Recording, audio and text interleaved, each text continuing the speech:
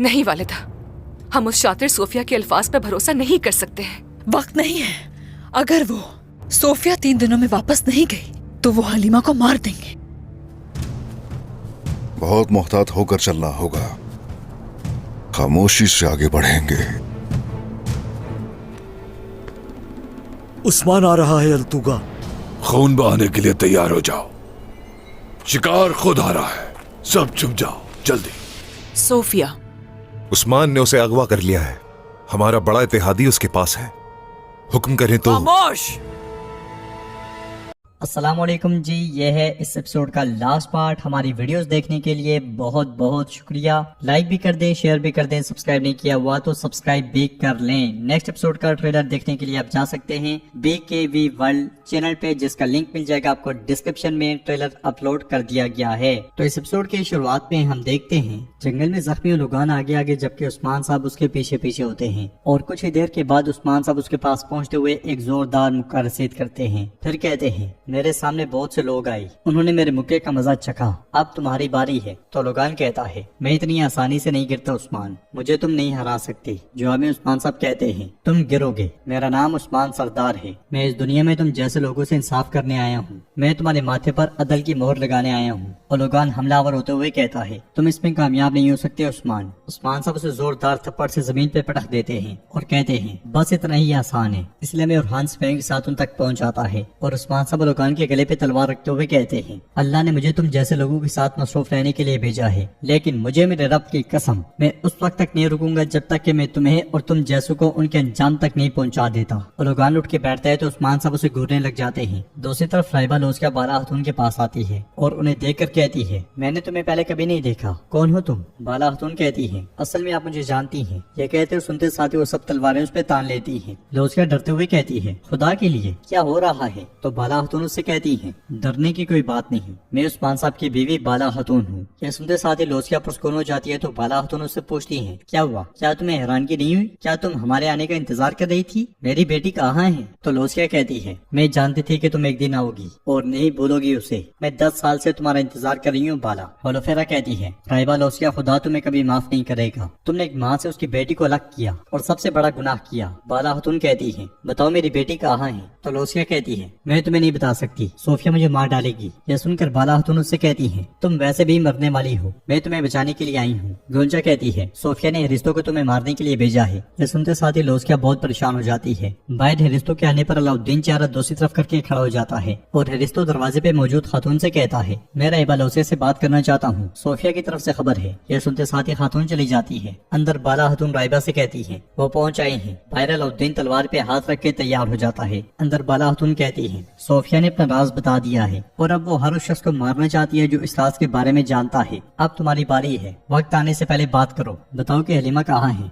ज्यादा वक्त नहीं है। लोस्का कहती है, मुझे नहीं मालूम। बाला खातून गुस्से से कहती है, मैं तुम्हें बता रही हूँ कि सोफिया हर उस शख्स को मार रही है जो इस राज के बारे में जानता है। फैसला तुम्हारा है। खातून आकर रिश्तों के बारे में बताती है तो राइबा कहती है, उसे कहो कि मैं गाउन देखने गई हूँ। फिर बाला खातून से कहती है, बाला वो तुम जैसी लगती है, तुम्हारी तरह बहादुर और खूबसूरत। यह सुनते साथ ही बाला खातून का गुस्सा मदम हो जाता है। आंखों से आंसू बह पड़ते हैं और वो पूछती हैं, अभी वो कहाँ है? राइबा कहती है, सोफिया ने उसे अपनी बेटी की तरह पाला है, उसने उसे कभी नहीं छोड़ा, वो माँ की तरह उससे जुड़ी हुई है। बाला खातून गुस्से से कहती है, नागिन नागिन नागिन। बाहर रिश्तों खातून से पूछता है, वो गाँव से वापस कब आएंगी? खातून कहती है, मैं नहीं जानती। ये कहते साथ ही खातून चली जाती है और रिश्तों के पास सिपाही आकर कहता है, सोफिया आ रही है, सोफिया आ रही है। ये सुनते साथ ही रिश्तों निकल पड़ता है और अलाउद्दीन कहता है, अल्लाह गरत करे, ये औरत अब कहाँ से आ गई है? चलो माँ को बताते हैं, हमें यहाँ से जल्दी निकलना है। वो दोनों तेजी से आगे बढ़ते हैं। अंदर बाला खातून लोस्का से पूछती हैं, बताओ मेरी प्यारी हलीमा कहाँ है? कहाँ है? तो लोस्का कहती है, हलीमा नहीं, उसका नाम। इसलिए मैं अलाउद्दीन पहुँचते हुए कहता है, माँ सोफिया एक झुंड के साथ आ रही है। यह सुनकर बाला खातून कहती है, हमें यहाँ से जल्दी निकलना है। लोस्का, सोफिया तुम्हारे लिए आ रही है, तुम अगर जिंदा रहना चाहती हो तो मेरे साथ चलो। गोंजा पूछती है, हमें अब बताओ कि हम कहाँ से निकले,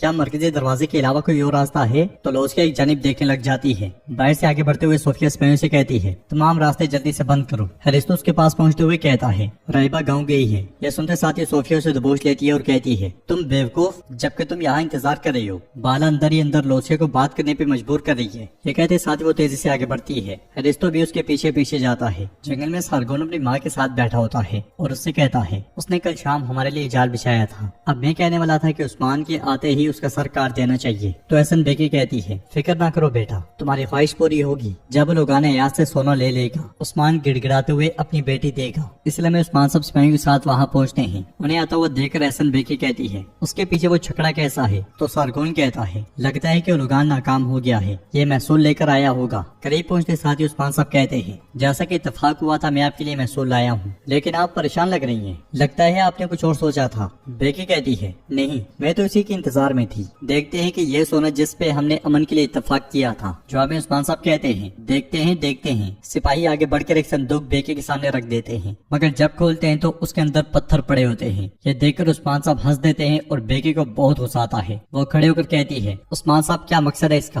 क्या तुम हमारे साथ खेल खेल रहे हो या फिर तुम मौत के प्यासे हो? बताओ। ये कहते साथ वो लात मार के वो संदूक गिरा देती है। उस्मान साहब के कहने पर सिपाही ओलोगान को लेकर आते हैं। ये देखकर बेकी हैरान और परेशान हो जाती है। ओलोगान को घुटनों के बल बिठा दिया जाता है। घोड़े से उतरने के बाद उस्मान साहब कहते हैं ओलोगान, हाँ ओलोगान, मैं जिस रूह के लिए प्यासा हूँ वो बागी और मफरूर रहनुमा ओलोगान की रूह है। ये कहते साथ ही उस्मान साहब तलवार पे नियाम कर लेते हैं। उधर लोसिया बाला हतून को लेकर खानका के पीछे रास्ते से बाहर जा निकलती है और खुफिया रास्ते की जानिब इशारा करते हुए कहती है ये वो दरवाजा है, लेकिन काफी अरसे से इस्तेमाल नहीं हुआ। अलाउद्दीन सिपाही के साथ दरवाजा खोलने की कोशिश करता है। बाला हतून लोसिया से कहती है जब तक मैं अपनी प्यारी बेटी को ढूंढ नहीं लेती तुम मेरे पास अमानत हो। लोसिया उनसे कहती है लेकिन उसका नाम हलीमा नहीं है, उसे अपना नाम याद नहीं, उसे तुम भी याद नहीं, उसे कुछ भी याद नहीं। बाला हतून पूछती है क्या नाम है उसका? सोफिया वहाँ पहुँचते हुए बाला पुकारती है और अगले लम्हे खंजर फेंकती है जो लोसिया के सीने में जा लगता है। यह देखकर बाला हतून बहुत परेशान हो जाती है। तो पीछे तकलीफ से कराहते हुए लोसिया कहती है उसका नाम पोइना है। यह सुनते साथ ही वो सब चौंक जाते हैं। इधर उस्मान साहब एहसन बेके से कहते हैं अब जो मैं तुम्हारे लिए लाया हूँ वो सोना नहीं है, मैं तुम्हें जो महसूल पेश करूंगा वो ओलोगान का सर होगा जिसके मैं पीछे भाग रहा था। ये कहते साथ ही उस्मान साहब उसे मारने लगते हैं कि बेकी कहती है रुक जाओ रुक जाओ। उस्मान साहब रुक जाते हैं और बेके के सिपाही आगे बढ़ते हैं। बेके भी उस्मान साहब के पास जाते हुए कहती है मैं तुम्हें खबरदार करती हूँ कि इस तलवार को ओलोगान को छूने भी ना देना, वरना तुम यहाँ से जिंदा नहीं जाओगे उस्मान। ये सुनते साथ ही उस्मान साहब आवाज लगाते हैं तो सब सदरान वहाँ पहुँचते हैं और उस्मान साहब उनसे कहते हैं आओ देखो और गवाही दो, इस औरत का हाल देखो जो हमारे कबीले में आई और हमारे लोगों को लोगान के जुर्म से बचाया। ये कहते साथ ही उस्मान साहब उस लम्हे को याद करते हैं जब उन्होंने जंगल में लोगान से कहा था